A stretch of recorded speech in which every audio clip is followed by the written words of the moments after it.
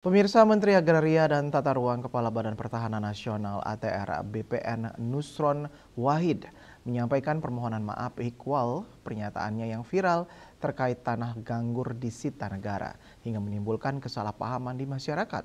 Nusron menjelaskan maksud pernyataannya tersebut dikhususkan untuk tanah dengan status HGB dan HGU yang kondisinya terlantar, bukan tanah yang berstatus SHM. Permohonan maaf tersebut disampaikan Menteri Agraria dan Tata Ruang, Kepala Badan Pertanahan Nasional (ATR) BPN Nusron Wahid setelah pernyataannya terkait tanah nganggur akan dikuasai negara heboh dan menimbulkan keresahan di masyarakat. Dalam keterangan resminya di kantor Kementerian ATR BPN Jakarta pada Selasa 12 Agustus 2025, Nusron secara sadar menyatakan permohonan maaf dan sekaligus mengklarifikasi maksud dari pernyataannya tersebut.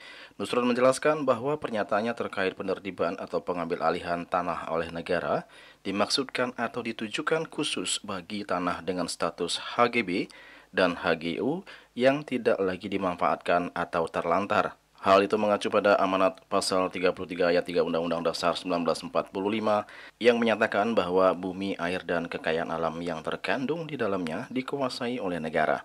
Kekayaan tersebut dapat digunakan sebesar-besarnya untuk kemakmuran masyarakat, sedangkan tanah dengan status SHM, baik berupa waris atau perkarangan, Nusron menegaskan tidak akan diambil alih oleh negara. Nusron berharap dengan adanya penjelasan ini masyarakat memperoleh pemahaman yang benar mengenai kepemilikan tanah sehingga tidak mudah terpengaruh oleh informasi yang keliru.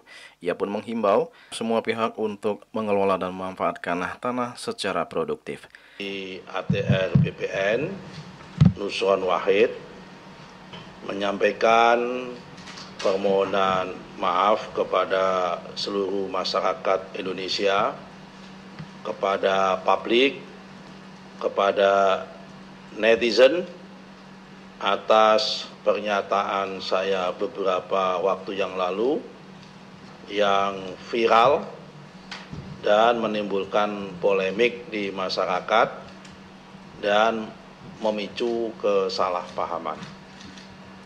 Dengan ketulusan dan kerendahan hati, izinkanlah saya menegaskan bahwa maksud utama saya adalah menjelaskan kebijakan pertanahan, khususnya terkait tanah terlantar yang sejatinya ingin saya sampaikan sesuai amanat pasal 33 ayat 3 Undang-Undang Dasar 1945